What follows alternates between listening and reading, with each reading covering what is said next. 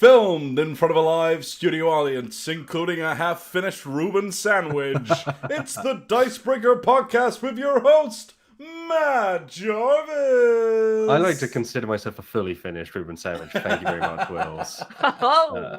I'm amazed you made it through that without just like a bit of sandwich coming back up. You got to watch me just wolf it down. It was Yeah. I will say it was a great sandwich.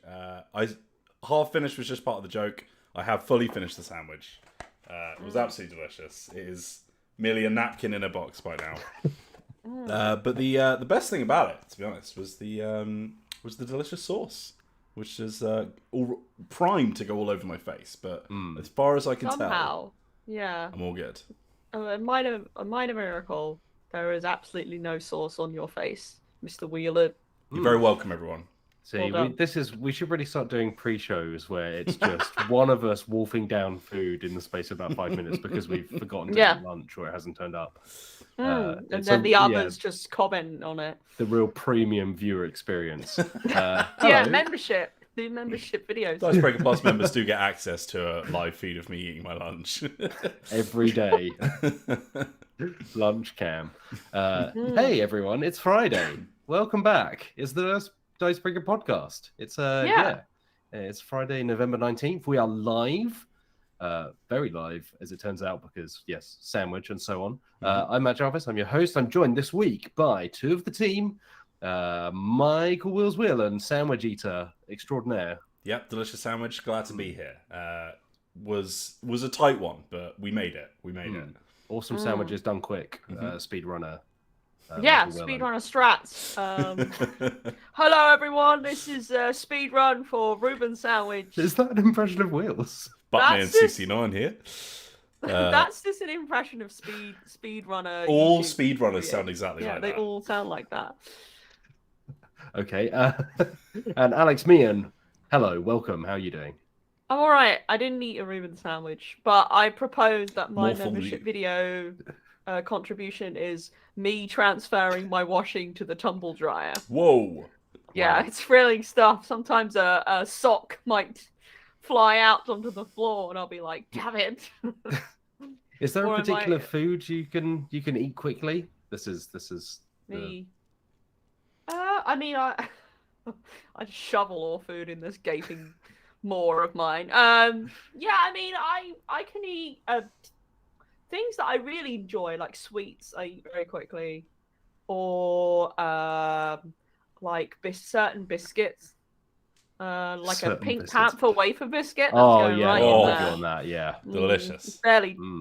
Barely touches the sides. That one. The tang, the delicious tang of the pink wafer.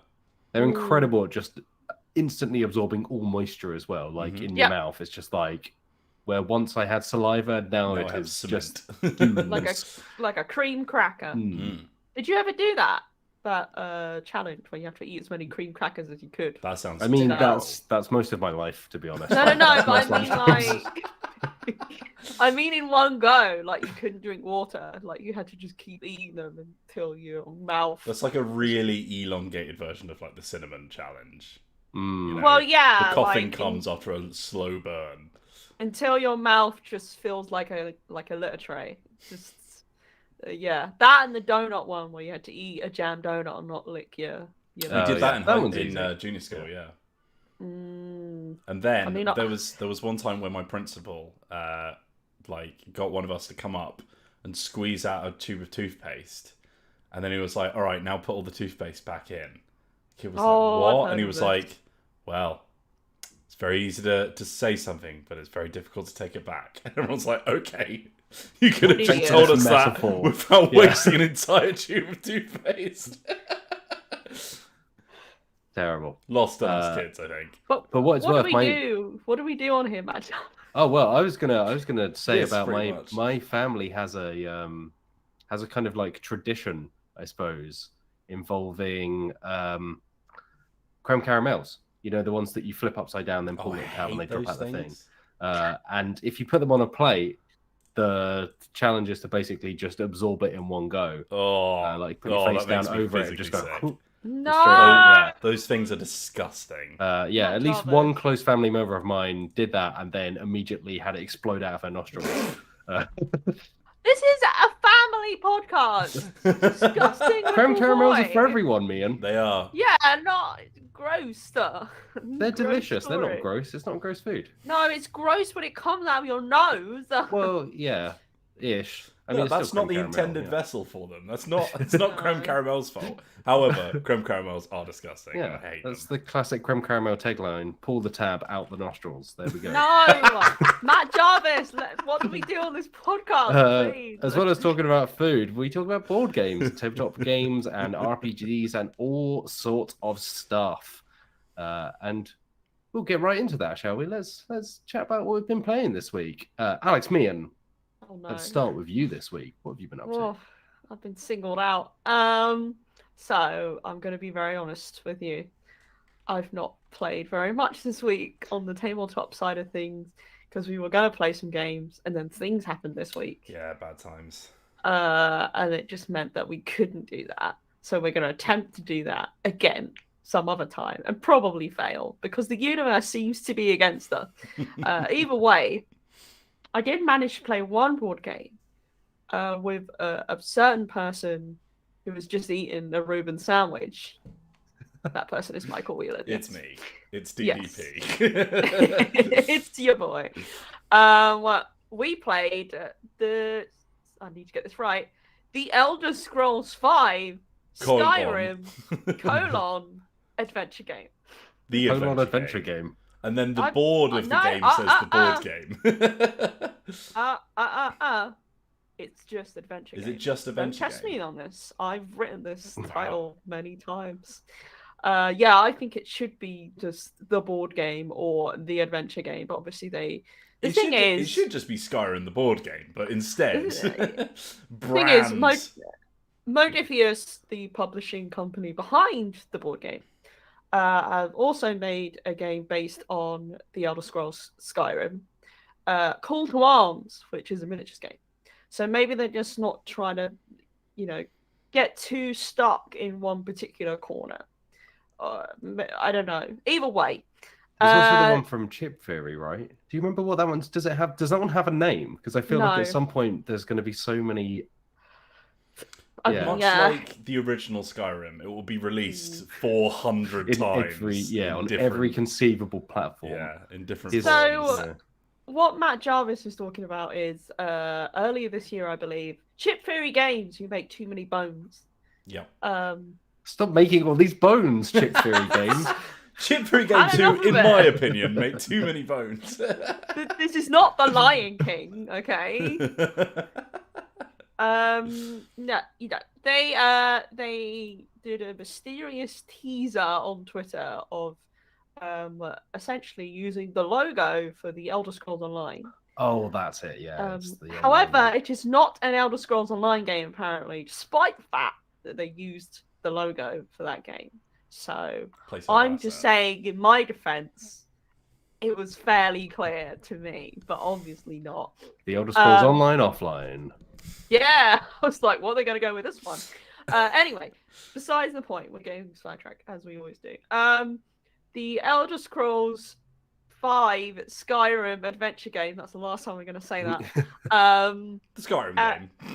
Yeah, Skyrim board game is currently available on Tabletop Simulator for anyone to play. Not for just free. Press, you can play it right now. So, but listen to us and go and read the article I just put on the website. And then watch the Let's Play that's coming out this weekend. Yeah, please do that. It's currently on GameFound, which is another kind of crowdfunding platform apart from Kickstarter.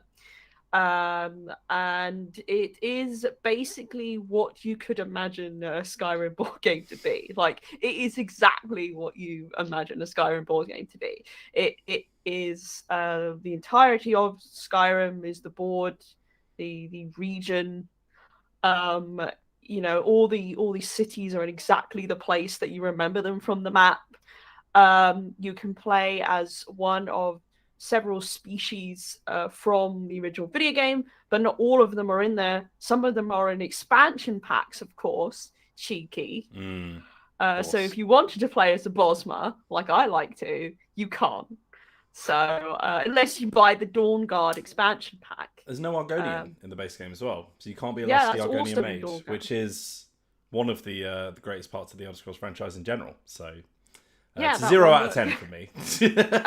I believe, what my memory serves, you can be a Kashyyyk, you can be a Nord, an Altmer, a Dunmer, and an Imperial, I think, are all of the available options in the base game.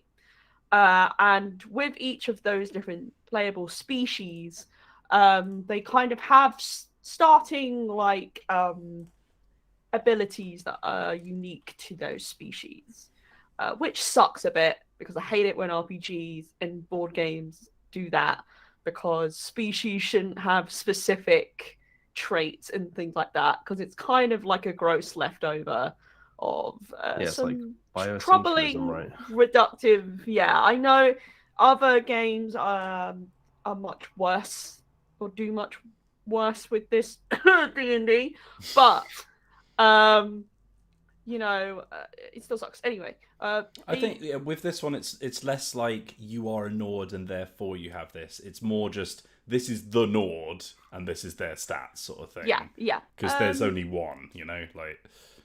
Yeah. So, but even though you have these like starting abilities and stats and whatever, you can effectively create whatever character you like. Like, you're not restricted to this is the path that you follow, this is how you level up. You can literally choose any skills you like, and you level up by doing the things you expect to level up from. So you do quests will sometimes give you experience, going into dungeons and fighting enemies will give you experience, and then you can spend that experience when you've got the right amount, and those amounts you kind of have tiers, and like the first tier is like 7 experience or something, and then from there you need more and more and more, and then when you fill all those skills up, you can start flipping them over to get better bonuses from those skills further along. So it's a game that is very clearly intended to be played over hours and hours and hours, and herein lies the issue from my perspective.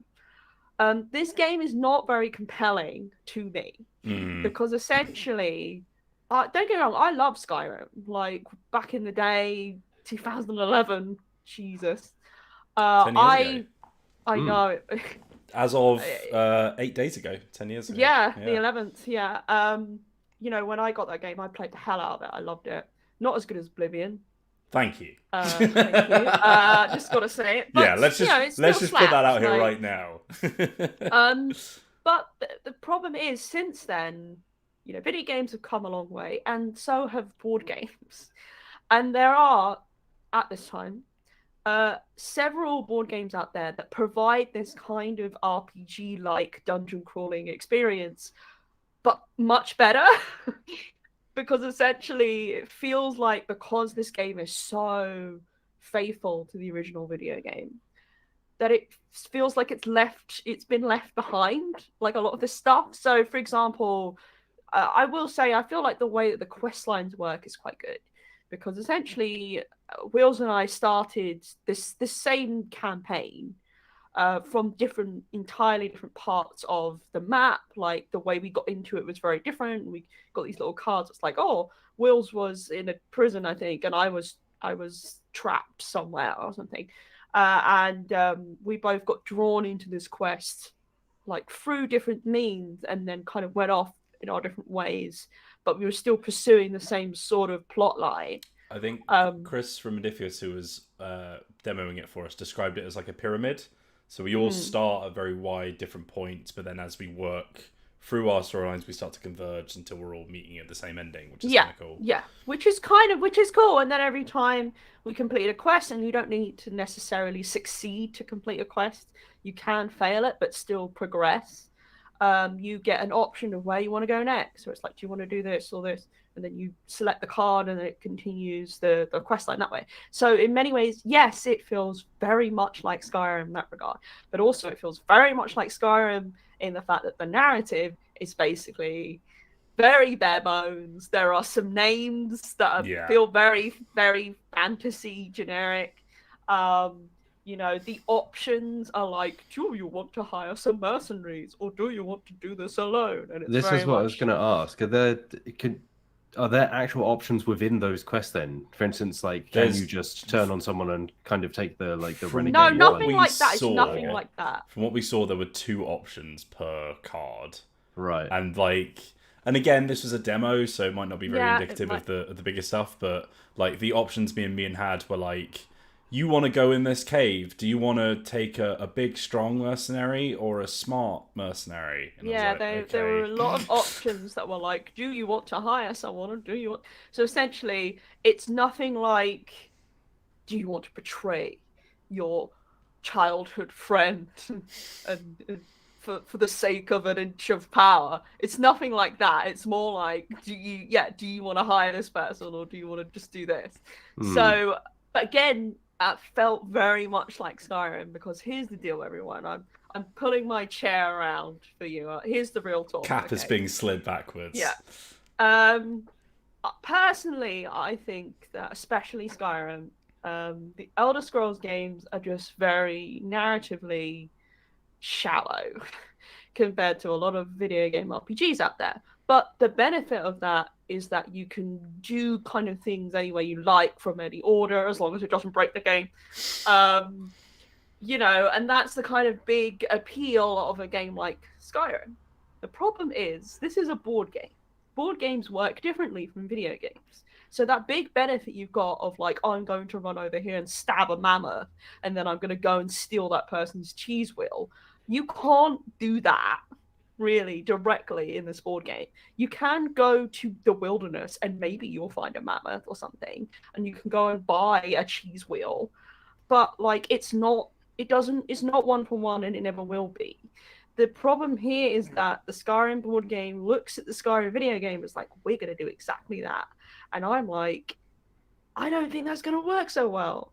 Guess what? You're a board game. Maybe you should do things that board games do well. So instead. I completely agree. And I think what's really interesting is the game that it reminded me the most of was Tales of the Arabian Nights, where it's like this big board with a map, and you go to places and you do things and you choose an option. Whereas Tales of the Arabian Nights, which is a far, far older game, I think mechanically is so much more interesting because, first of all, as you say, Meehan, it's not like I'm going to go here because I want to do the thing. It's, I have this quest and I get 2 options, but I'm still going to have to do one of these at some point, otherwise we lose. Whereas with Arabian Nights, again, it's like you go to a place and that place has its own thing that you can stumble upon. I think the way it works in that game is like you always have a set list of actions you can do. Like they're like verbs. So it's like if there's a cave, you might choose the enter one. And when you combine those 2, codes or whatever, you get the new entry. Which means that you can end up in situations where you enter the dragon and stuff like that. But like there's like the film. Exactly, yeah.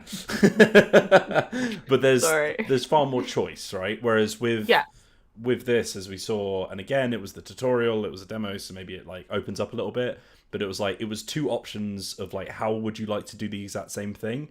Which is essentially Fallout 4, right? That's what they're really emulating. It's like, I mean, go do this quest, you have 2 dialogue options. You can either say yes, or you can very sarcastically say yes. The thing is, right, I will say this. The game itself, there is clearly a lot you can do. Like, you can genuinely ignore the quest and just kind of go off to... Wills and I went off to a dungeon and just fought some mud crabs because we wanted to. And then you get some loot from that. But here's the other thing. That experience was very...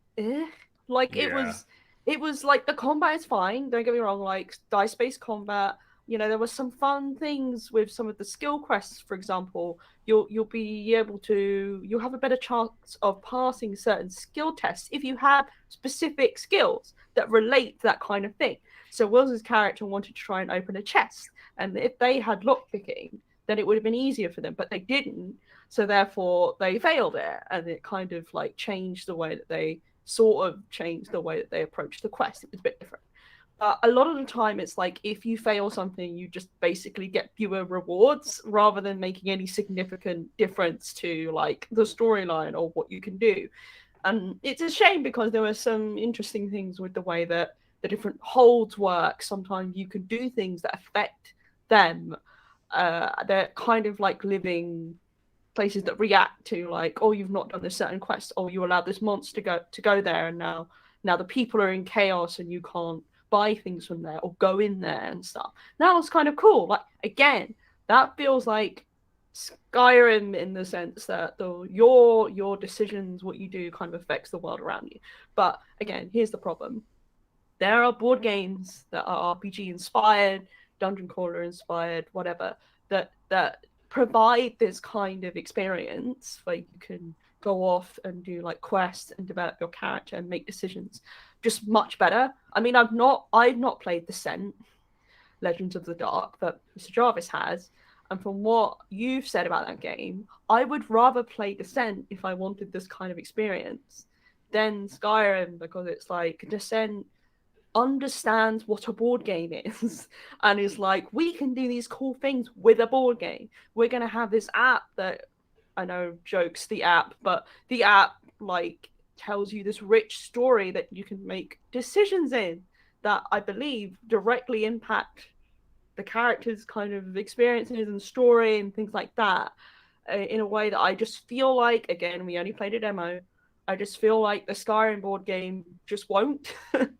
Yeah, listening to you talk about it, it's like my experience of Skyrim is that I largely ignored all the main quests until I had to do them, and then I just ran around, and basically it was like that thing, if you form the cat's cradle and then cut one string of it and see what happens.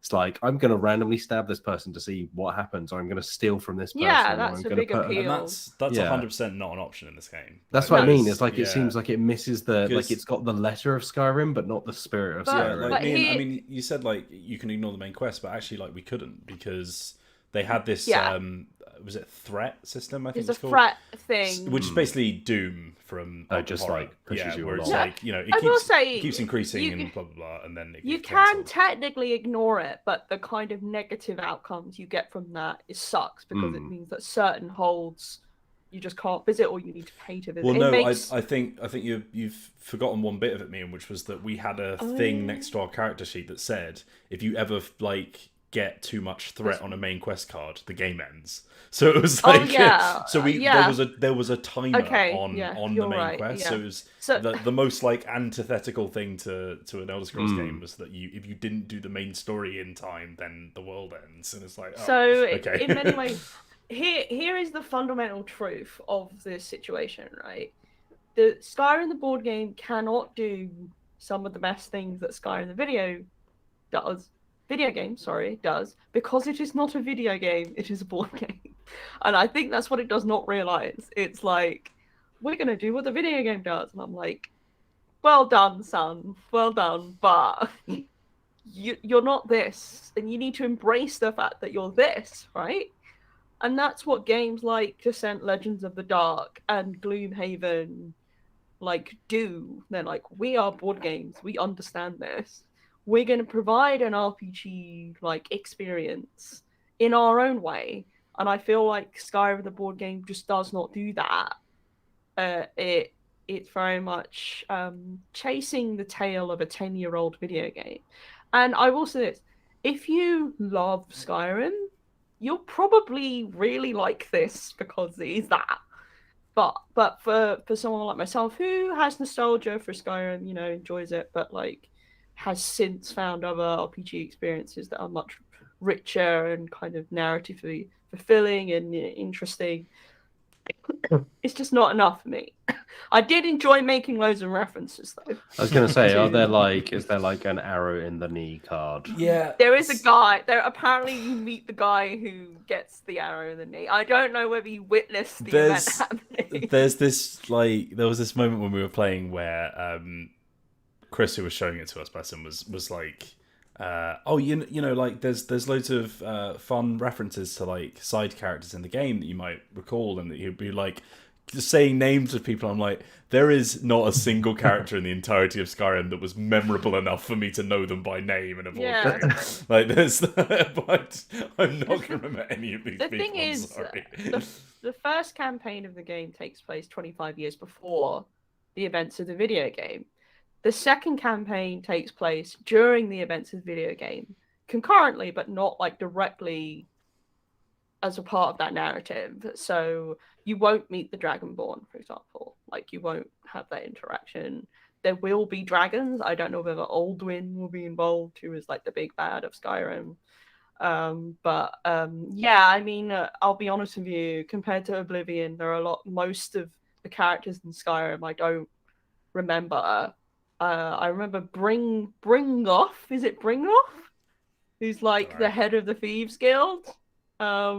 He's not the Grey Fox, is he? Let's just be honest. No, I mean, he's not the Grey Fox. He's not Valen Dreth, who is the best character in all of Oblivion. Valen Dreth! Everyone will know my name. You won't be saying that when I'm on the beach with your wife, you imperial pig. This is the thing, though. Like, I do just think Skyrim tried to do like a really all-encompassing thing with its game, right? Where it's just like you can just do some stuff. It doesn't really require that much investment to play Skyrim. Like, you can just sort of walk around and like choose from a couple of dialogue options and get on with your day. I think that trying to push that as like, oh, it's a big epic quest which has like a single narrative, which has little side bits which you're going to have on the side is just not really what Skyrim was.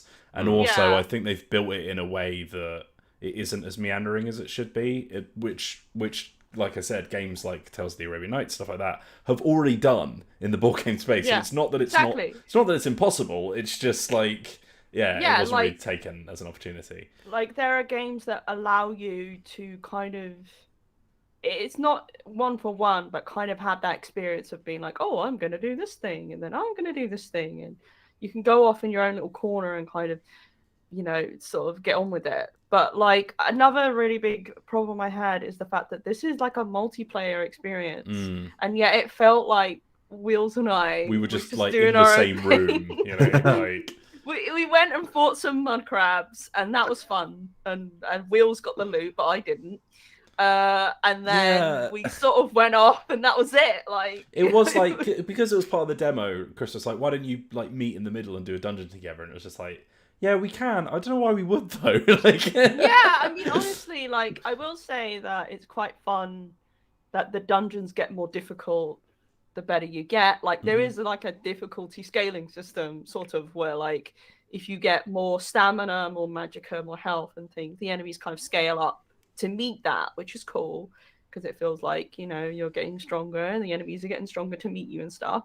I feel like, to me, the coolest elements of the game were that and the character development, like, in terms of, oh, I'm gonna level up and get this skill, and I'm gonna buy this equipment, and then I'm gonna augment this thing, get this enchantment. And it was kind of that clearly where like a lot of the work and effort was put into, and it felt kind of cool. I was like, oh yeah, like, again, very much like Skyrim, but it works in this format.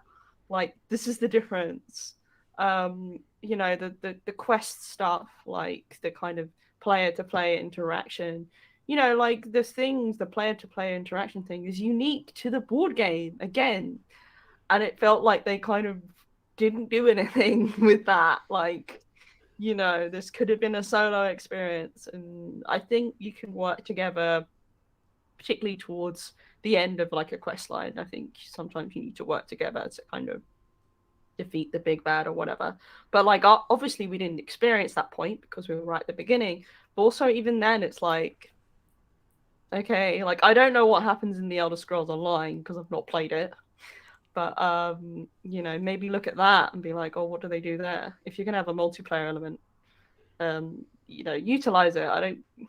I don't get board games unless they're like Euro games. I don't get board games that just don't do anything with that. I think there's a trend now of, especially with like crowdfunded games, where because it has to have everything, it has to have a solo mode. And what I think a lot of board game publishers, especially these big ones that are like, pay us to make a game about your game sort of thing, not ones that are like, I am a designer making something from the ground up. I think what gets forgotten is that if you build your game specifically for it to have a solo mode, but the solo mode works exactly the same as the co-op mode, it's gonna feel like lots of people are playing on their own at the same table. Like there needs to be differences between the two styles of play, which is why usually you have a solo mode that is like a separate set of rules, which you can then learn on the side, like with things like, like Root or whatever it is. With this, it very much felt like, you could read the rulebook and know how to play the solo mode and the multiplayer mode, which is good, but also means that the multiplayer mode doesn't really have any player interaction that's really interesting or meaningful. No. But again, Skyrim, not a multiplayer game, so, Yeah. Also, obviously this was to be expected, but the artwork for the game...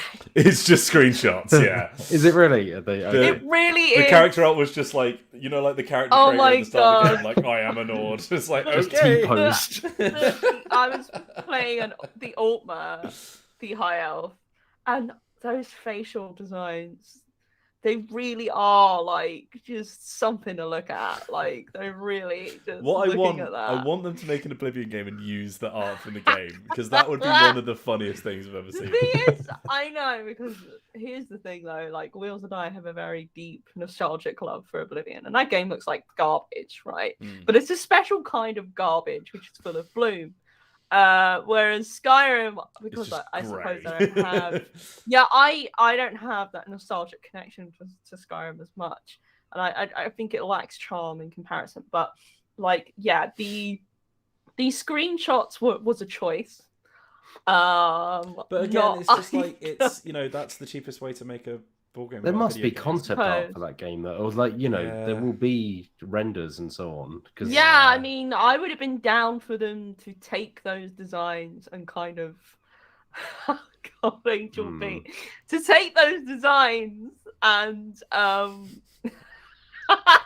Sorry, Angel B has just said, the Emperor, known in some circles as Grandpa Piss, and it is absolutely that is a reference.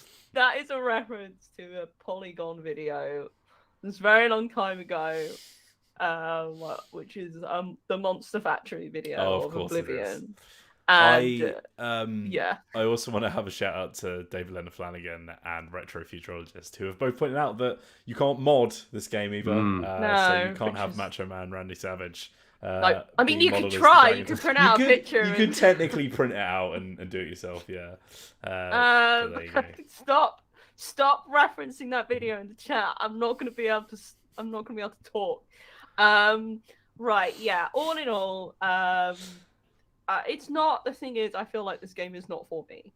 Which is fine. But also, I have legitimate criticisms of it. Besides the artwork or whatever. It just feels like it doesn't want to be a board game. Yeah, we've talked about it a lot. We clearly have a lot of opinions on it, but I mean, although Matt, we played a game that was also another video game adaptation. We got sponsored to play the Cuphead board game. Yeah, and I thought that was quite a faithful adaptation, to be honest. Give us a contrast. Give us a contrast. I can't remember. Were you on last week, Wills? I spoke about it a little bit on last week's podcast as well.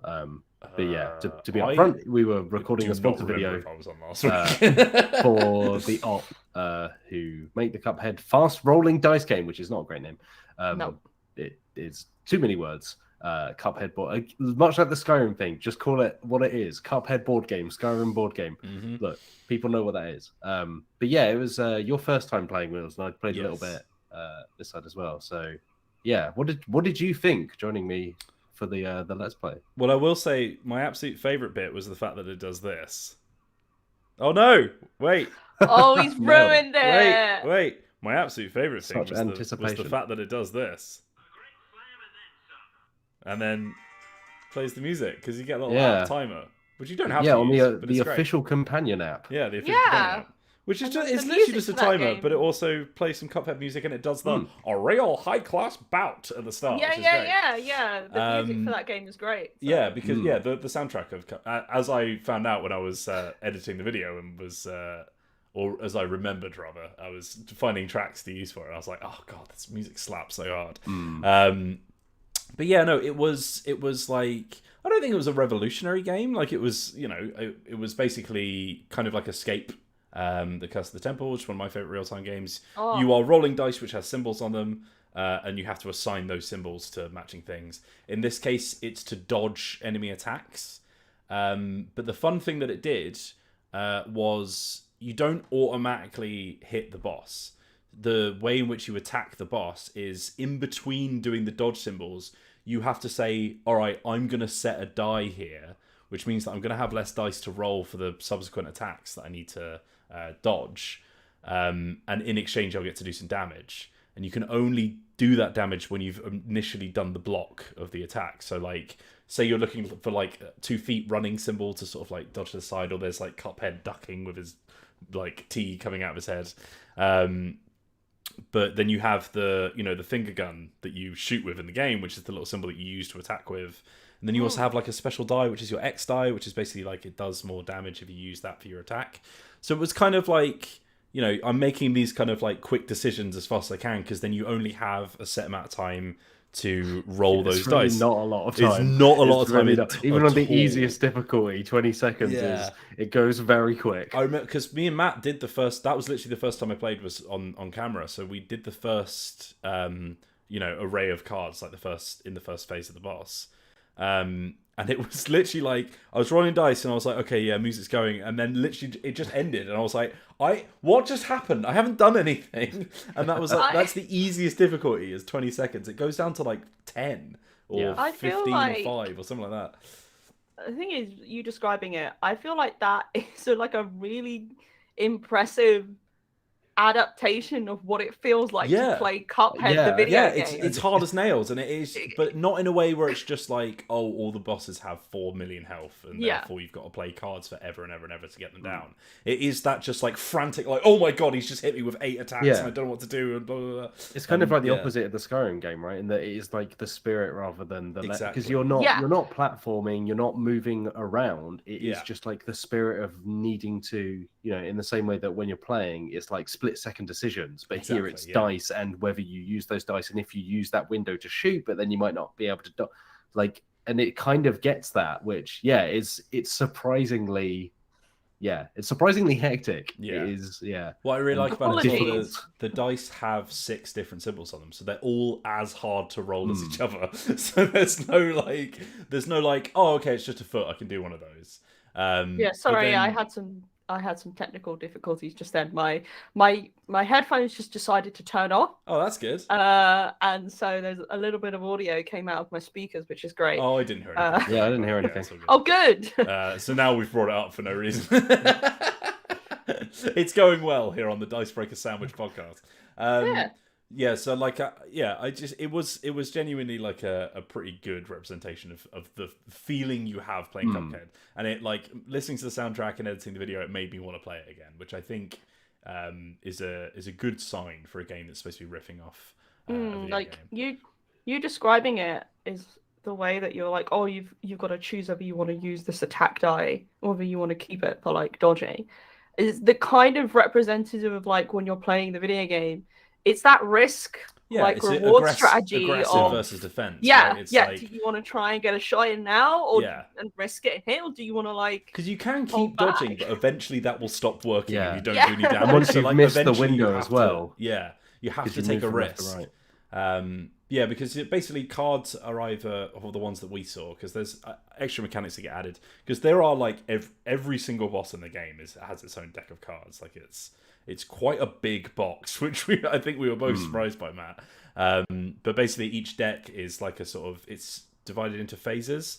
So you have like phase 1, you pull out the boss, you do some fighting, and then once you get through that phase, you then get the next deck of cards, which is, we were doing the root gang. Root pack. Yeah, the root vegetable. Pack, which are the root vegetables, So first we faced the carrot and then the onion and all that kind of stuff, and they all had different symbols on all their cards, and they're like, there's like a mechanic called Wallop, basically, which is like an optional card, which if you roll a diamond, you can get a special card that, much like in Escape the Curse of the Temple, I wonder if it was one of the influences on the game, you get one of those like symbols that you can put to the side and use it when you need it, or you get like, you know, you might have some health or something like that. It also had a parry system, so there are like cards that will come up, and if you get the parry symbol on them, you build up parry meter, which means that if your compatriots die, you can spend a parry symbol to get them back, just like in the game. Like it is, it's like it's well put together, I think, and it's authentic without ruining itself, which I think a big problem with a lot of board game adaptations of video games is that they spend so much of their effort trying to do like a one-to-one comparison between the two that they forget to like make something good. You know, like, I mean, exactly. Like I feel like it's very poignant that we've had these two discussions back to back. Yeah, because it's like, timing, really. this is the way you don't do it, in my opinion. This is the way you do it. It's like, like you can bring all that classic iconography over. You can bring over the screenshots. You can bring over the quest and whatever. But if you don't provide an experience, it's like, oh, this reminds me of the video game, but this is engaging. Then, like, you know, you've, in my mind, you've just not done a good job. So this Cuphead game sounds good. Brooke Boyd says, is it all the same bosses from the video game, or are there new bosses? I'm not sure, Matt. So there are eight packs because they are in separate boxes. And I know that they go through from the root pack through to King Dice and the Devil. I honestly can't remember how many bosses there are in Cuphead the video game. So if there are 8, it's probably likely that they cover all of them. I don't think there are any new invention. Like I don't think there are any original I think they've been slightly mixed around a little bit. Like I don't think the root pack is the same in the game as it is in the card games. Like the way in which it's structured. But no, that's cool. I'd be interested to know which bosses they chose. And again, that's not 8 bosses. That's 8 decks. Because obviously the root pack is 3 different bosses in one deck and stuff like that. But yeah, there you go. Cool. All right. What else we got? Wheels. What else have you played? Every single game I've played has been with one of you two. This week. All right. We played Necromolds together, Matt, which I think we should definitely talk about. I wrote because a I little think bit it's brilliant. for the website. We have a one of sorry, Automod just held like a single emoji of a person, which apparently is a really offensive message. Sorry, Rajesh. But yes, there is a game called Necromolds that we played. Matt has an article on the website about it. Hello, Holly. We've probably got a video coming up soon as well. Keeps doing laps. Like keep having to pick her up and put her back. It's very annoying. But then the great thing about Necromolds, which is the reason we're talking about it is a miniatures game, like a really, really simple miniatures game. It is just sort of like, you know, move and hit, and if you get more attack symbols than they got defense symbols, then you kill them. Like there's not even health points. The fun thing about it is, instead of having pre-made plastic miniatures that you build and glue together and whatever, instead of using like anything solid, you have a vat of Play-Doh, which you grab chunks of, roll into balls. It's non-distinct, unbranded clay. Plasticine. Play-Doh is a registered trademark. Yeah, plasticine, which you shove into these like spell books, which when clamped closed, they're molds that make plasticine miniatures. Yeah, including the bases, which to be honest is really impressive. They stand up, but you can kind of stick them to the board a bit, but they are stable enough to just stand up. Yeah. Like, they're really well thought out. And the funny thing is, they just sort of droop a little bit when you move them around. The clay's really soft. I expected it to be a bit like more solid, rigid, but no, it's really, really charming. And like so basically, like when two people go up against each other, especially in the base box that we played, you can kind of play with any monsters that there are available to you. So you can just grab any combination of books. It's the resource you have is how much Play-Doh. So the more powerful a monster is, the more Play-Doh it takes to put in there, right? But it is just like it's definitely a game that understands that its main draw is the novelty factor and just like the charming nature of playing with it. Because even down to the fact that when you like kill an enemy unit, you don't just take it off the board and chuck it away. You get this little ring that you put on your finger and you squish it into the board, and it makes like your seal. So like I had like a spider seal that when I squished Matt's I think that's my favorite part, because then you just leave it as like this little mound. And then it becomes an obstacle. With your thing. You can't move through it. But it's like a little, it's like like when you take someone out in a video game and it like pops like a little grave marker or whatever. Yeah, it's like that, but a physical thing, and it's just very satisfying because you're not like open palming, like crushing these things. It's like a slow kind of, because the rings aren't huge, so you just squeeze it. It's kind of like then it pushes out underneath. Brutal to do to someone, where it's like, I beat you, now it's time to slowly watch me just squish your model into oblivion. But it's kind of like, it's also got a very satisfying, like this is what I wrote about in that piece, which you can read on Dicebreaker.com. But it's the kind of thing that you just couldn't do in any other like medium other than a board game with some plasticine, because it is so like built on the satisfaction of squishing this clay away, and like the like tactile nature of, just like squeeze them out of the molds or squeeze them down with a little ring. Lots of squeezing going on here. Yeah, a lot of squeezing, a lot of squishing. A lot of squishing. Squishing. I feel like as soon as Will showed me the box, I was like, have I been transported back to the early... It was definitely that Dave Benson Phillips era of television where like goop guns and all that, like it's gungy. And even the board... It's like, it looks very much like a Where's Wally or Where's Waldo kind of picture puzzle, and there are like little things to spot on it. It's got, the color scheme is very like 80s, like it's like kind of neon green and purple.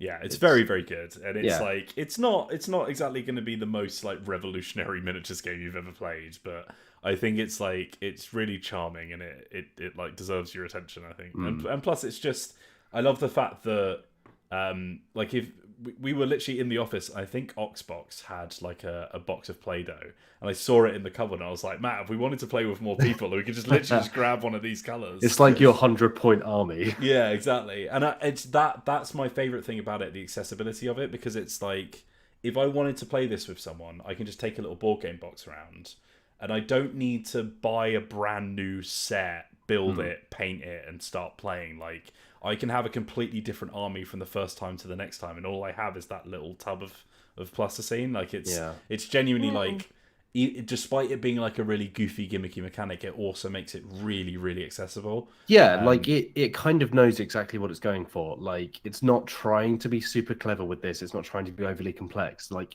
you say, it knows that the appeal is like making stuff out of clay and then squishing stuff, but it does just enough. Yeah. There's a few people in chat actually asking if it's a mess to keep the board clean so on. But the clay just comes off, like nothing mixes together. Like, we didn't get anything on the board that stuck. However, I made a perfect little miniature, took it out, took my guy out, took all the like bits on the side and ripped them off and put them back in my vat. I was like, oh, Matt, can I use that one? He passed it to me. Just scraps of his purple Play-Doh all over it. I was like, what? It was in the hinges. It was, I was quite generous with my clay. A mess.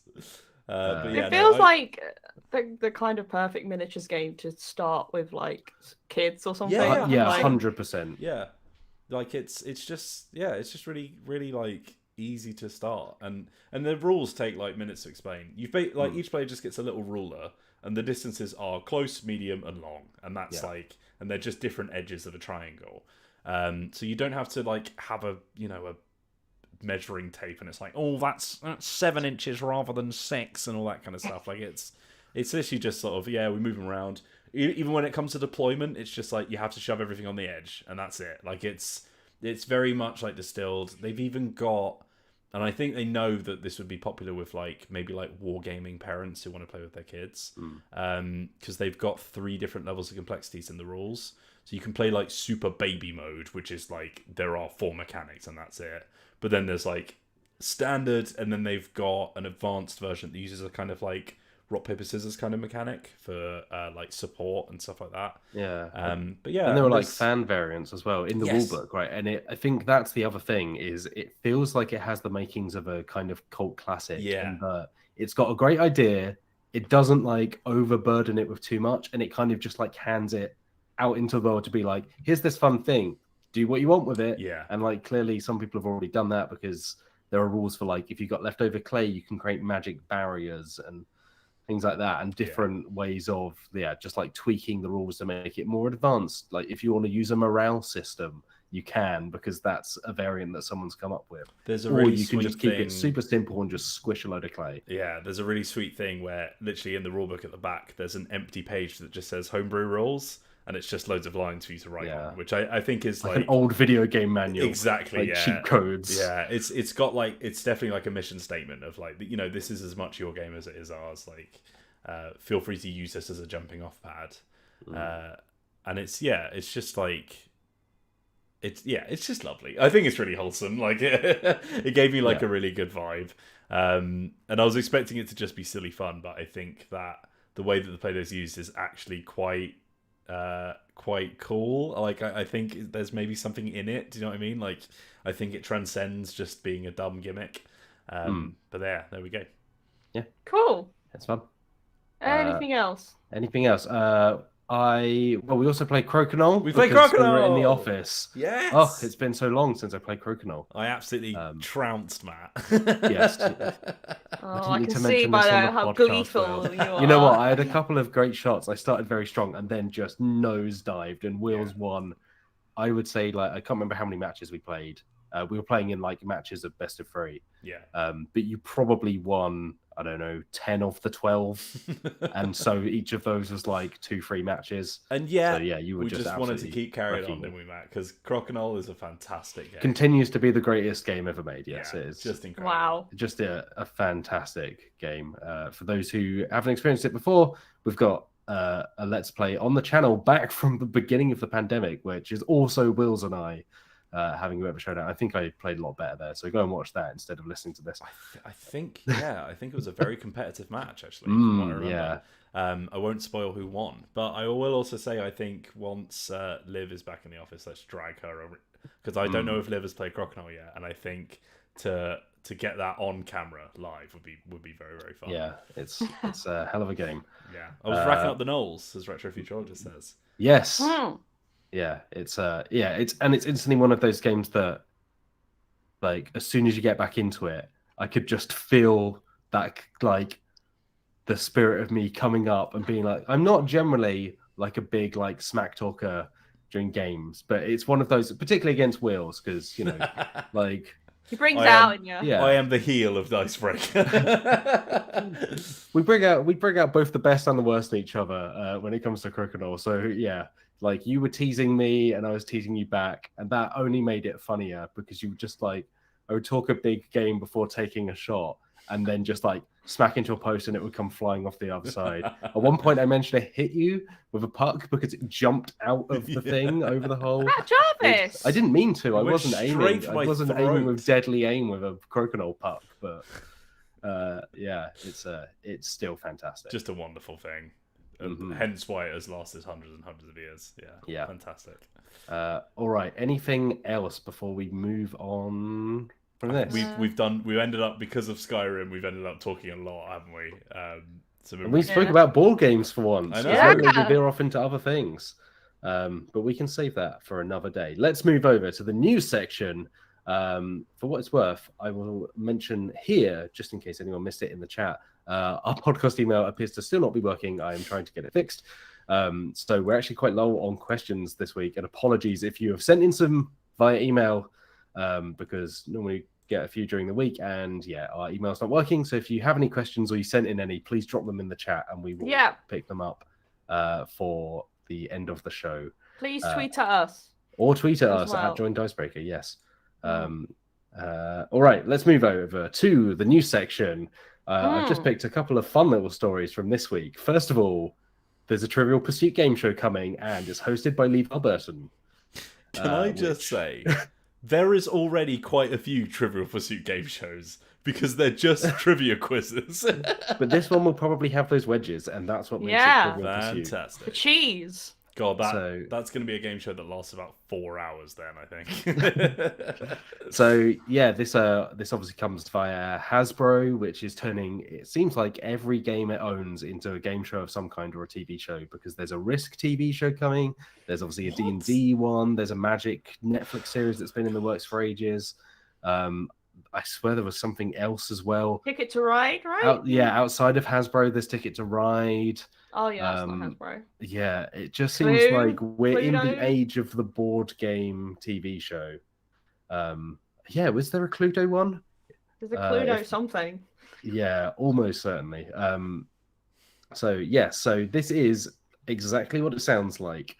It is I don't think there's loads of details on like the format it will take, but they've announced that it's coming. It's hosted by LeVar Burton, and it is very much based on the board game. Apparently, no network has picked this up yet. It's just in development. So it doesn't exist really. They're just it's in development. Like I say, Entertainment One, which I think is owned by Hasbro, is kind of their own TV and film division, which I think is working on a lot of this stuff. Didn't LeVar Burton just come from Jeopardy, right? Am I wrong?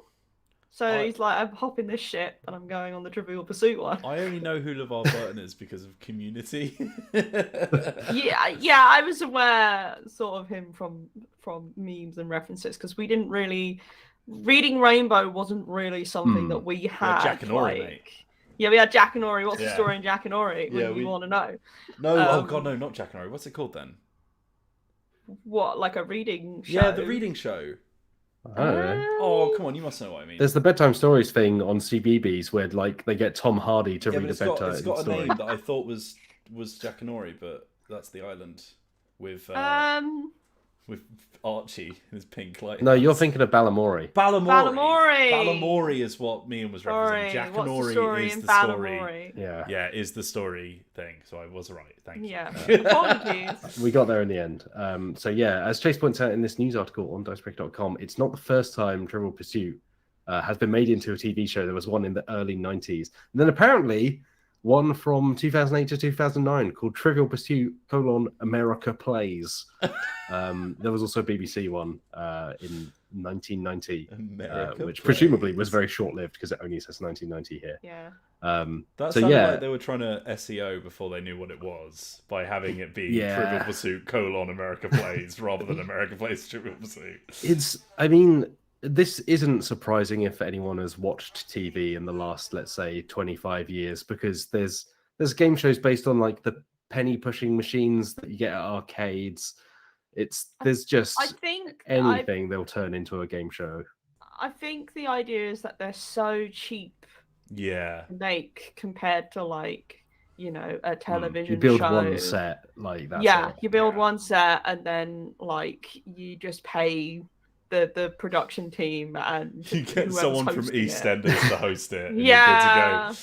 I mean, LeVar Burton is probably a big grab for them in terms of like a host because he's so well known for that sort of thing. So I guess they've got that bit nailed down. Yeah, he's not Bradley Walsh. Let's put it that way.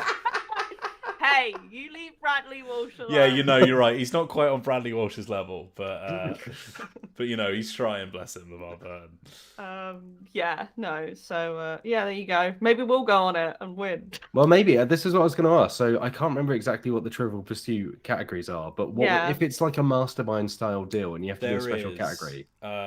Science and nature. Let me look it up. Entertainment and literature, I think. Hang on. Yes.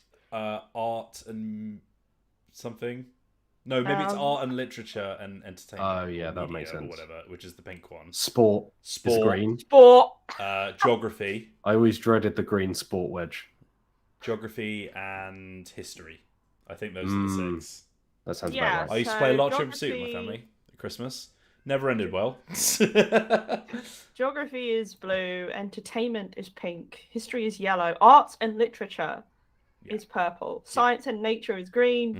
Sports and leisure is orange. Oh, orange. Sports and leisure is orange. And leisure. Yes, it is. Oh, wait. Are you asking which ones we would specialize in? Yeah, sure. Yeah. I tell you what, it wouldn't be sports for me. Wrestling, all right, Wills? Wrestling, yeah. Sports entertainment, so it straddles the line. No, the problem is like I'm too new to wrestling to know that much about it. Because somebody would be like, you know, what was the name of Bret the Hitman Hart's finisher in 1943? 4 or whatever. I feel like this was always the thing with Trivial Pursuit as well. It's like no one ever played modern Trivial Pursuit. It was always a copy that had been sat around for like 20 years. Yeah. So it was like, who's the Prime Minister? And it would be like, I don't know. Trick question. Churchill. The thing here's the big reveal, right? I know it's going to be shocking to some of you. I'm really, really bad at trivia games because I know a lot about very specific subjects. So if you had a trivia game on the novelists of, you know, the 19th century, then maybe I would slam it on that. I mean, that's a lot of the literature category. I will say that Trivial Pursuit do these little wedge things, which are just like question cards that you can play with the standard board, but they're like hyper specific. Because I was in a loading bar recently and they had a Lord of the Rings one, and it was like, there's my one. What were the 4 names that Treebeard refers to the hobbits as, or something like that? And I was like, oh god, I don't know. He calls them little orcs. Little orcs. Little orcs, yeah. So if there's like a category for I don't know, horror video games of like the early 80s or something, I don't know, then maybe I would. I just know a lot about very specific subjects when it comes to like sports. I know nothing about. Science and nature, I know a few things, but not really enough. Geography, I'm awful at. History, maybe a bit better at. So I suppose, I don't know. I think we should literature. I think we should do a Trivial Pursuit live stream. Yeah, that would be fun. I'll be down for that. Look how ignorant we are. I think we've got a copy of the horror Trivial Pursuit somewhere. I don't want to do it. No, I want to do general knowledge Trivial Pursuit. We've all got as bad a chance as the rest of us. I think there is an online version as well, so we could maybe do it for a stream. You know, we've now said it, so it needs to happen. Maybe just come down on Thursday and we'll do it. Christmas definitely. For Christmas, we'll do Christmas Trivial Pursuit. So I'll promise to you, podcast listeners, Christmas Trivial Pursuit. Watch out for it. We're gonna get drunk and we're gonna play Christmas Trivial Pursuit. It's probably gonna end up with me being like, "Don't you dare talk to me like Matt." David Leonard Flanagan suggests that we play against the chat, which sounds like a terrible idea. Matthew Jarvis, which section would you pick? I mean, arts and literature is what I know best. Okay, well, we can't pick the same, so I've already taken that one. So my brothers used to like. So when we used to play Trivial Pursuit at Christmas, it was olds versus youngs. So it was me and my brothers versus like my parents and my aunt and uncle. And whenever it came to the green wedge, the science and nature one, they used to call it as good as a roll again, because they literally every single time would get it right, and I was just sat there like, I don't know what's happening. No, our strategy was always we would pair like one younger person up with one older person. So then that meant like the older person could get majority of the questions, and the young people could get the ones that were just about modern enough that the parents wouldn't know. The funniest thing about splitting old and young was the fact that whenever any kind of internet question came up, just the sheer panic on my parents' faces. Who is Gritty? Yeah, they had to explain what a troll was, and then had no idea. There was one where I think it was like the first GIF that was ever hosted on the internet. Anyone know what it was? It was a baby doing something. Was it just a baby laughing? No, it was baby dancing. Okay. Yeah, which was it not a baby shark? Things have really gone downhill from there. Huh? Everyone's seen the Spider-Man dancing GIF, right? That was on the internet everywhere from like 2000 onwards. Oh, is that the one where he's like doing weird? All that kind of stuff. Okay. I don't know. Maybe. Okay, never mind. Dancing GIFs. A bit of internet history. Wheels, which category do you specialise in? Entertainment, maybe? Unfortunately, I think it would be entertainment, yeah. I think that's the only one where I might have some chance of knowing what the hell's going on. So we're doing really well. Let's hope Liv is great at everything else. He's great at science, nature, and sport. I think I could get some science ones and some history ones, but I'm terrible at sport. I'm not very good at geography. Umbra, it 100% predates the Spider-Man movies. Like it was a very old like GIF. Italian Spider-Man or something. Like, Italian no, hear me out. Yeah, wait, isn't there like a really like low budget film that was like a Spider-Man film? Oh, I swear it's like yes. There's like an Italian language one. No, I know what you mean. Yeah, I know what you mean. And it was just nonsense. Well, I don't speak Italian, so I don't really know what's going on. But no, I mean the stuff they did in frame rather than the language. Anyway, what other news is going on? I'm in the chopper, Matt Jarvis. Feed me the news. Well, let me tell you, Alex, this is a big one. You'll know this one very well because you wrote this story about the 30th anniversary edition of Atmosfear. Yeah. Which for folks in the US, you probably know it as Nightmare. But I will say Atmosfear is a much better name. And funnier. I think that this is, again, something we should stream as a team. By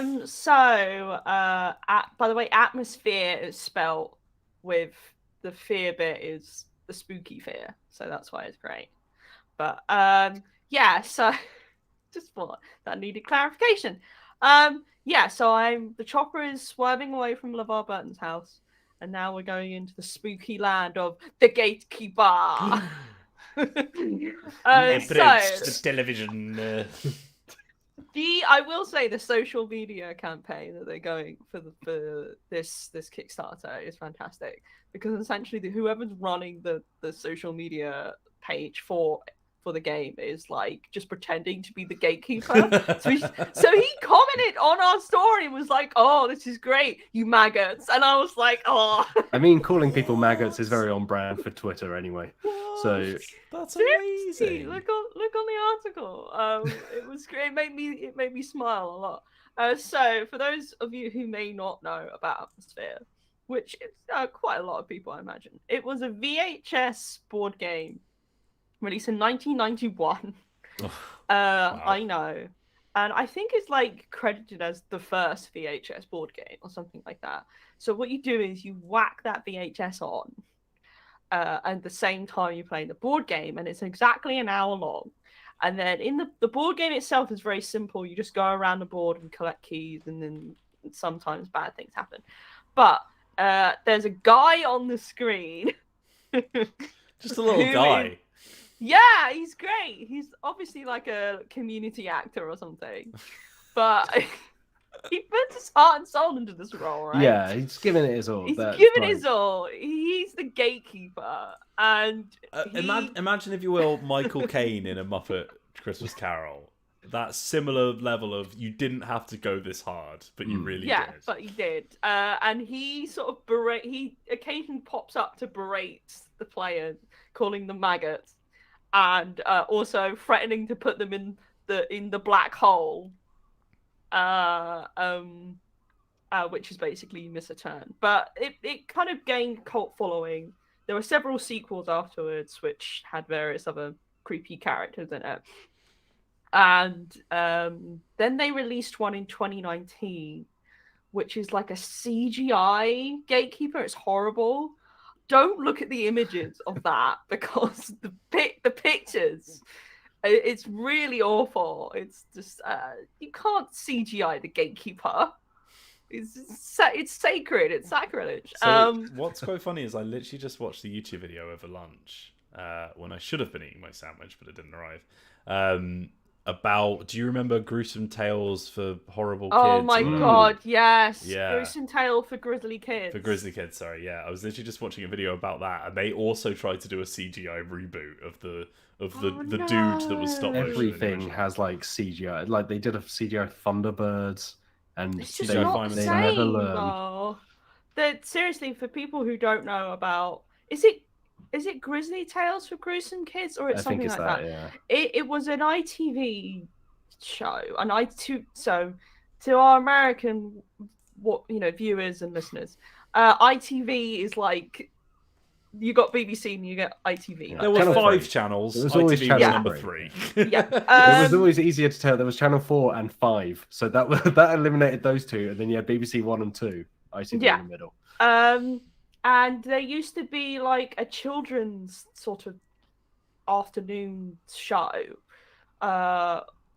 and they used to play various like, cartoons or skits or whatever for kids. And one of them was this show, Grizzly Tales for Gruesome Kids, and it started off like the opening intro is so cemented in my mind, where this kid, it's all stop motion. This kid goes into like a creepy cinema, and he's like, "Oh, I don't like this," and there are bugs everywhere. And then there's this guy who lived in the cinema. Yeah, it's genuinely unsettling. It's like genuinely creepy. Yeah, and there was like some pretty dark imagery in a lot of the episodes. It was essentially, I think the closest American equivalent is like the Crypt Keeper. I think is like the closest thing I can think of. But this guy was like bald and weird, and he'd be like, "Oh, kids, you've been very naughty." But yeah, Gatekeeper is sort of in that same sphere of corny campiness, but like spookiness. I've got the comment on Twitter now here. If you'd like to have it read out loud, I would like to very much. Yeah. The Gatekeeper says, "I am humbled by your support, and I thank you. If we can make this remake work, I'm sure there will be more goodies for you kiddies. But we gotta get the goal first. Hustle, maggots, hustle." I love that. The energy is legendary. Really doing it for me. Absolutely legendary. So this is like a 30th anniversary edition of the original game. So obviously not a VHS. You can find the video online now quite easily. I think they've got it on their website. But so you get like the board with all the pieces. And I will say the Kickstarter was a little bit confusing. So don't take my word 100% on this. But I think it's like compatible with all of the Nightmare or Atmosfear like characters. So you've got like the Gatekeeper, you've got the zombie one, which is incredible. If you've ever seen that, it's so cringe. It's beautiful. And there's also like a witch character. But I think there's like a luxury version as well where you get like specific. You get a VHS player so you can actually play it. Yeah. And so it's just like a re-release of the original like game that's not this horrible CGI one. And it's a thing of its time. What's going on? As we're talking about this, I can just hear faintly in the background, Zoe started putting on this like Nintendo Halloween music compilation that she plays when she's working. So I can just hear like doo doo doo doo doo in the background. Very appropriate for what we're talking about. It's exactly what you need in the background for this. I will say, weirdly enough, and we have talked about this on the podcast before, I've been aware of Atmosfear for a while because a YouTube channel I like played it once, and I was like, what the hell is this? I'm just very drawn to like weird stuff. Schlock. That's like, I wasn't there for it, but I kind of wish I was.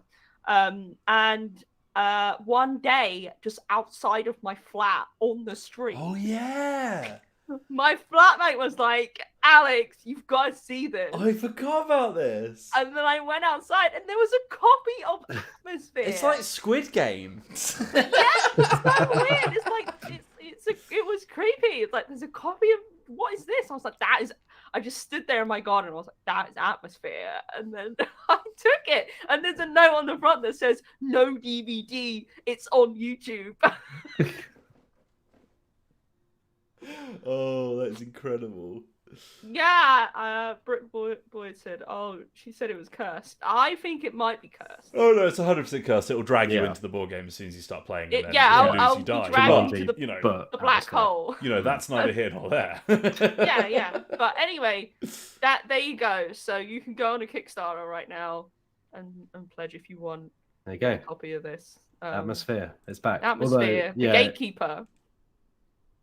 It's kind of odd to think of a game that once had, like, the selling point was the VHS tape that came in the box, and now it's just like, it'll probably be on YouTube, right? Or it'll be on a data stick or something. Yeah. Because what are they going to do? Put a disc in the thing that no one can play because no one uses discs anymore. Give it a Blu-ray, put it in your PS5. It's the nostalgia of it, isn't it? Yeah. Really now. Like, it's not something that I think anyone would play if they've not really heard of it before. What it should be is it comes with its own VHS player and CRT monitor. Oh yeah, full on. Yeah. Wow, expensive much? That's what it should be. I mean, look, the amount that people fork out on crappy plastic miniatures, I think we could get away with it. I think like the modern equivalent of this is like a board game, app-assisted board game, essentially. That's what this has become now. It's like, you know, and funnily enough, that 2000 will be an app, won't it? It's probably easier. That 2019 version I mentioned, that the video works on the app. And it is randomized, which is like a better experience, I think, in terms of, you don't know when the gatekeeper's going to come up or what he's going to say. When is he going to call you maggots? Yeah, I guess they can update it as well, and it's like with every companion app. Makes sense. You know, but I think it would be quite fun for a new game to do something similar to this. Like, I always like board games that kind of cross that boundary between, like, the cardboard, what you've got there, and something else, and I feel like this is a cool thing that could happen. But no, it's fun. Will, something has happened to the video. Yeah, I was gonna say we just vanished. Wait, what? We were in the black hole, everyone. We've been banished to the black hole. Oh, we're back. We're in. Oh, I think I alt-tabbed. It must be a hold on. It must be like a feature of Google Meet that, like, if you're not focusing on the window, then it stops the video or something. Wow. Yeah. Let be known, I take it extremely personally, Will. Sorry, I alt-tabbed to look at something. All right. That's the news. What else is on That's the the website? news. I'll quickly run through some stuff. You should go and read Chase's story, which I believe should be live now, about Games Workshop's statement about some stuff that went down at a recent Warhammer 40,000 tournament in Spain. And Games Workshop came out and said, hey, maybe don't wear stuff that has loads of Nazi imagery to our tournaments. No. But they were actually pretty... For Games Workshop, a company that is infamously non-talkative, to come out with a statement that very clearly says, hey, like, hate groups, no thanks. Like, don't do that. I remember seeing the tweet for this, and I read the comments because I don't know why I would. Most of them, to be fair, are just like...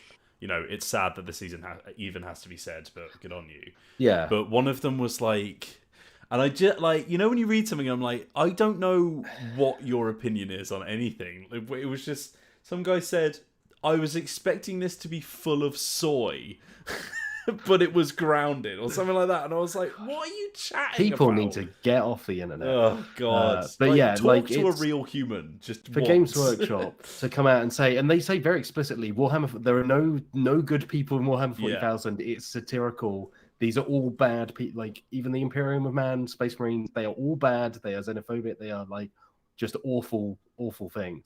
Like, it's quite shocking for Games Workshop to be so outspoken and so just upfront about this stuff for once. To be fair, Games Workshop, like, they have like a pretty sordid past, as most things do that started in the 80s. But the original Warhammer 40k was like a satire on Thatcherism. Yeah. Like, it wasn't supposed to be like a alt-right power fantasy. Like Starship Troopers, right? It's like that's kind of where Space Marines came from originally, even though Games Workshop then tried to trademark the term.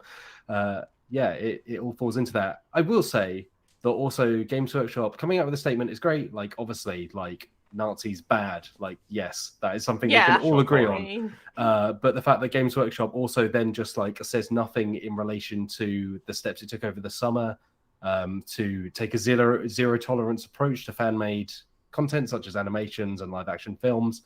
It has still said nothing on that to my knowledge. So there is an element of like, okay, like this is an easy really. PR win for you to come out and say Nazis bad, because obviously, yes, Nazis bad, but maybe also serve your community and don't try and stamp out the very people that support you and help like make that community good in the first place and ensure that, you know, people that turn up to tournaments wearing Nazi imagery get called out on it and then get eventually dealt with. I should think, yes. What else is on the website? What else? Yes. Alex Meehan, as you've mentioned, you played the Skyrim board game, so there's you chatting about that. There's me chatting about Necromolds. Jean-Luc took a look at the RPGs in the LATAM, that's Latin America Breakout Kickstarter campaign. So 5 designers, 5 RPGs, kind of in their own words, talking about just showing the region for what it is rather than like the very Eurocentric or, often, inaccurate perception of it. There's Jason Coles chatting about the new Magic the Gathering set, which is Innistrad Crimson Vow, and kind of his mixed feelings on that. And yeah, as I say, there's also Chase on that Games Workshop statement. That's all over on Dicebreaker.com. Let's move on to this week's segment, because I tell you what else was in the news this week. Whoa, Matt Jarvis. Meehan and Wheels. The Pokemon Company put out some cards recently. The Pokemon Company. The makers of Pokemon. Them behind Pokemon and other such things. So they put out some cards for the 25th anniversary of Pokemon recently. And those cards featured Katy Perry, Post Malone, and J Balvin, who I am not familiar with. J Balvin? Yeah, I don't know who J Balvin is, but Katy Perry and Post Malone, obviously, musical artists. So they put out these custom cards, and then they updated their website to basically say, hey, we're not actually going to make Pokemon cards with Katy Perry and Post Malone on. These were just for promotional reasons. Okay. I mean, specifically, they say we have no current plans. So they don't say never say never. Say, hey, don't get your hopes up if you really want a Katy Perry Pokemon card. The cards are, I will say, they're well done. They're good fun. There's like Katy Perry hanging out with a Pikachu. I don't think Katy Perry Post Malone hanging out with like a Venonat and a Dragonite. I agree with Wills. Katy Perry on that card looks nothing like Katy Perry. If it said Aoife Wilson on it, then I'd be like, yeah, fair enough. But I'm not sure it's Katy Perry. As far as I know, Aoife Wilson also not appearing on a Pokemon card. Much to our chagrin. Post Malone's easy because he's covered in tattoos, so you can just be like, yeah, there you go. And I have no idea who J Balvin is, so can't really comment on that one. Obviously, the kids like him. I believe they may have contributed to Pokemon 25, the album. Which obviously was an album of music released to celebrate the 25th anniversary of the Pokemon. And featuring Katy Perry and Post Malone rather than, say, the Poker Rap. Yeah. Benjamin Dina said J Balvin. Oh, no, we're both reading the same thing. Go on, Wills. J Balvin is a Latin artist. He was on a song with Cardi B, apparently. Thank you. There you go. I did not know that. There you go. So, all musical artists. Not that we're old. Hip. Yeah, we're very hip. So the thing I decided for this segment is we should make our own celebrity Pokemon cards. Absolutely. And we should decide. I'm going to say, so these cards feature, for instance, there's J Balvin hanging out with a Charizard. Yeah. There's Katy Perry hanging out with Pikachu. There's Post Malone with like a Venonat. So I'm going to say, you got to pick a celebrity. You've got to tell me what type they are in terms of Pokemon type. Like fire, water, grass, etc. You got to tell me which Pokemon they would hang out with. And you got to tell me their special move. Can I just say, by the looks of this, I think the type is actually based on the Pokemon there with Matt, not the type but I'm ignoring that, Wills. That's Pokemon not our rules. The celebrity would be. So just going to point that out. And should we, right at the start, just get it out of the gate? What would Danny DeVito be? Because I think we all know it's coming. Danny DeVito would be with that trash Pokemon. What's he called? Yeah, no, right, okay. This is exactly what I was thinking. Because this is exactly what came to my head. Right, Danny DeVito, Garbodor, and Trubbish. And Trubbish. All the garbage Pokemon. Yeah. He comes out of the deck and he just starts eating garbage. He's poison type, obviously. Yeah. Because of the garbage. Mm-hmm. And special move is, I don't know, eat garbage. Eat garbage, yeah. He can consume other garbage type Pokemon to become more powerful. Wow, that's nice. He just eats them, and then they're just gone, instant elimination. They become a horde of garbage Pokemon, They don't physically eat them. But, he's basically eating garbage. He spawns Trubbish tokens. I don't think there are tokens in Pokemon. That's a magic thing. It just reminded me of that Pro CD skit about when you have a really good turn in a trading card game, and it's like, I create 5 cheese tokens.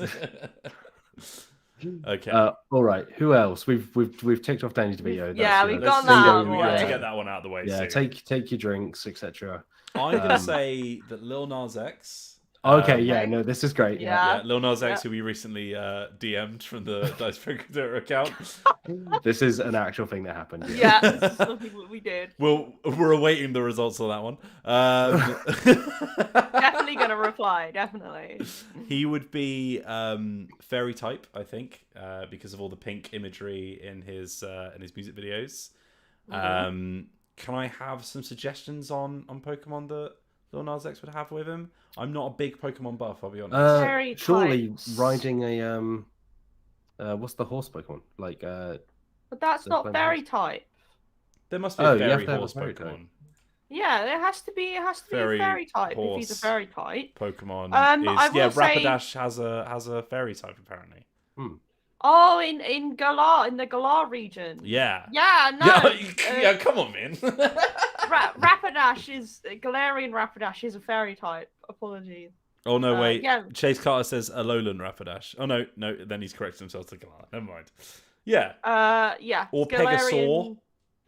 Ooh, what's Pegasaur? I don't know. It looks like a My Little Pony, to be honest. Okay, well that you should but be it's got that, like then. It's got like cosmic pink and blue wings. Which is kind of fun. Pokemon. There's also oh no, wait, is this Fakeamon? Never mind, this is Fakeamon. I think it's a fake. I'm just googling. Pokemon. I'm just googling people. I'm not the Galarian. People Google things as a new segment. I'm not the expert. Have him be riding a Galarian Rapidash. Yeah. I don't really mind what his move is as long as it's always a shiny card. I don't think there should ever be a non-shiny version of Lon. Surely his move is just called "Call Me by Your Name," and you have to guess the name of the Pokemon in the other person's hand, and if you get it correct, you get to steal it from them. Perfect. Yeah, nailed it. That's very good. Yeah, I can see that now. Beautiful. Yeah. All right, Meehan, any ideas? Oh. If you're still thinking, I've got one. Yeah, you go, man. Is it Carly Rae Jepsen? No, it's Ainsley Harriott, and I'll tell you for why. Is the move called "Give Your Meat a Good Old Rub"? It could be, but I'm mainly thinking. I don't think there are double-faced cards in Pokemon currently, but surely you got to have one side be red tomato and the other side be green pepper. Green pepper, yeah. I don't know if Ainsley Harriott has escaped the UK. Ainsley Harriott is a very famous UK chef, best known for Ready Steady Cook. Yeah. Which there are two teams, red tomato and green pepper. Ainsley Harriott, just an incredible human being. So yeah, I feel like you got to have a double face card. You got to have red and green. I don't know what the moves are. The Magic the Gathering. Pokemon, is there a tomato shaped Pokemon and like surely tomato, like a pepper shaped Pokemon? If not, Pseudo-Guido. There is a garlic one. Oh yeah, that's close enough. That's a cooking implement or a cooking ingredient even. Oh, there is one that looks like a tomato that's very Ainsley cute. Harriott slicing through a garlic Pokemon. I think it's meant to be a cherry, but Cherubi looks like... Oh, yeah, there we go, yeah. There is a garlic Pokemon, hang on. Oh my god, Cherubi is very cute. I'm a big fan of Cherubi. Oh no, what one is the... It's the garlic Pokemon with the long legs. Hang on. keep riffing, I'm gonna look. Okay, the two moves are Give You Meat a Good Old Rub and Ready Steady Cook, obviously. And they do whatever you want. I don't care. I got an Ainsley Harriott Pokemon card at this point. There is. There's a cherry and apple. And there is. I can't remember what it's called. Is it Bounce Sweet? There is a fan-made Pokemon card that just has a picture of a bulb of garlic on it. Which I'm going to send to you. I don't think it's very relevant to the podcast, but I would love that. Yeah, I would love that. I can't remember what this Pokemon is called, and for some reason the Serena. It's got like a garlic body and long legs. It looks like female presenting. It's one of those Pokemon. Right. Andy Houghton points out that Farfetch has a leak, which is pretty good. So I feel like we just bundle these together, all the potential ingredients. All the vegetables, yeah. All vegetable type Pokemon. Which includes Bulbasaur, of course, who is a garlic. Yeah. Oh no. Just slice it, yeah. Ainsley Harriott just like dicing a Bulbasaur. No! Yeah, take that, Bulbasaur. You've had it coming for a while. There is a Pumpkaboo. Yeah, Pumpkaboo's cute. Pumpkaboo's a little pumpkin. I think we should all clarify that people definitely eat Pokemon. Like that's They eat Slowpoke tails. Yeah, exactly. Like we should get over that now. You know. But what type is Ainsley Harriott then? Is he just vegetable type? Is there a food type? Is there a chef? Grass. Grass. Yeah, I guess it would probably be grass first, and then fire on the other side, right? Cooking and ingredient. Nice. There you go. And also happens to be green red and red. Yeah, and happens to also be like the weakness to one another. Yeah. Unbeatable card. All right, Alex Meehan, who you got? Okay, I've gone through multiple ideas. I'm thinking, can I have two? Is that not allowed? Yeah. Sure. You could have one of those double trainers. Okay. My first one is the actress Eva Green, who is also my wife. She doesn't know she's my wife, but you know, Meehan's got recognizability on this one. Yeah. No, Eva Green is from Casino Royale. Yeah, Sin City. I don't think she's that famous. How dare you? Sir. Outside Eva Green, I would say Eva Green is like top, but not top tier, but like I would say at least B tier celebrity. Thank you, Matt. B tier. I'm looking at her what's it called? Filmography, and LinkedIn. I wouldn't say LinkedIn. I wouldn't say it's a star-studded list of films. Well, Wheels, sometimes some of us don't always go for popularity. And no offense to Matt Jarvis, Ainsley Harriott isn't exactly hugely well known. Ainsley Harriott in the UK is a very recognisable thing. Yeah, he's not an S-tier celebrity, but he's an S-tier human being from what I can tell. So there we go. Yeah. Guy Fieri, for example, would also be a great Pokemon card. Well, I don't want to do Guy Fieri. I will do some women. Thank you very much. Yeah, Eva Green would be dark type, obviously, because she is very mysterious, and she will cut you. Does she evolve into? This is a Digimon. Who am I thinking of? Why can't I think of a name? Was Helena Bonham Carter? Does Eva Green evolve into Helena Bonham Carter, or does Helena Bonham Carter? I think Helena Bonham Carter evolves into Eva Green. Yeah. Eva Green is dark type.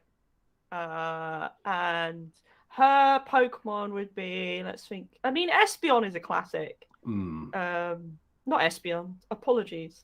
The dark type Eevee is Umbreon. Umbreon is the one. Yeah, Umbreon's pretty like classic. Or I mean, some people are suggesting Gothorita, which I don't like. Gothorita, it's a creepy Pokemon, but it is dark type. Oh yeah, it's meant to be. I guess. But I think she has something cool and elegant. I think Umbreon could be a good pick. And then her like special ability would be something like just step on or something. She has very serious just like strong energies of don't mess with me. Curb stomp. Curb stomp. Yeah, that sort of thing. Yeah, I think that would be my first pick. Can I just quickly on Eva Green? Hello. I don't know how she got on Casino Royale because every other film that she's done has been minuscule. Because Sin City's a big deal. Is it? It's a cult right, classic. I'll tell you what film she's been in. Right, she's been in Casino Royale. Yeah. She's been in Sin City 2. She's been not even Sin City. Sin City 2. She's been in 302 as well. Yeah, again, this was what I was going to bring up. I was like, oh, she was in 300. I was like, no, wait, hold on. She was in 300 Rise of an Empire, which I've never heard of. I can't believe you're sitting here insulting Eva Green, you miserable little maggot. She's going to come over here and she's going to mess you up. Big one-hit wonder energy. That's all I'm saying. How dare That's you? very harsh on Eva Green. I don't know why you're being so mean. Well, that's my pick. There you go. I'm done. Oh, I thought you had a second one. You got a second one? I'm not doing it now. That's it. I've done too long. I can't believe you do Florence Pugh. No. Well, I love Florence Pugh, but I was waiting for you to insult her as well. No, I love Florence Pugh. She's been in some great films. She's a great actress. I don't know what type she'd be. She's very normal, I guess. Like, oh, there's normal type, isn't there? Yeah. I mean, normal type. Yeah, like the Fighting with My Family, like Florence Pugh, where she portrays Paige. She could just be hanging out with like a Machop or something, like a wrestler type Pokemon. Yeah. Wouldn't you just pick Paige for that one? Yeah, well, rather than the actress who played her in a film. I think this is the part. It's like with people who appear in films as other people. It's like, yeah, I mean that's the thing. That's why I said Eva Green, because Eva Green herself has very strong energy. Yeah, much like Danny DeVito. Yeah, yeah, much like Danny DeVito. Yeah, they can be different roles, but you've always got this feeling about them.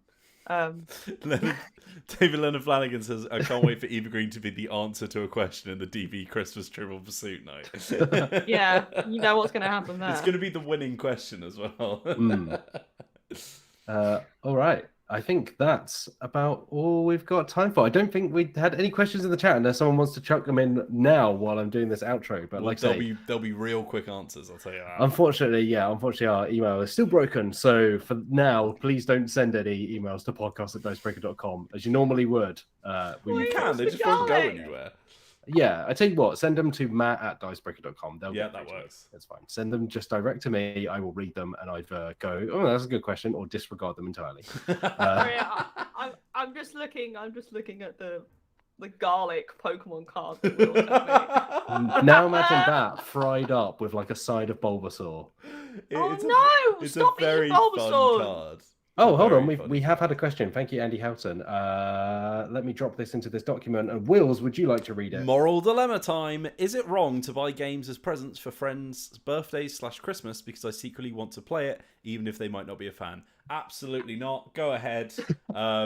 Buy Marge a bowling ball that says Homer on it. It's it's a valid strategy to guilt people into playing the games that you want to play them with you.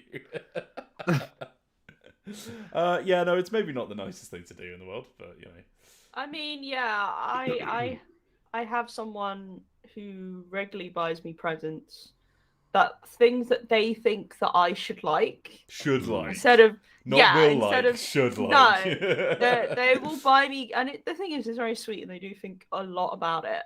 But they'll buy me things that they're like, oh, like Alex, she should like this thing. This is something she should get into.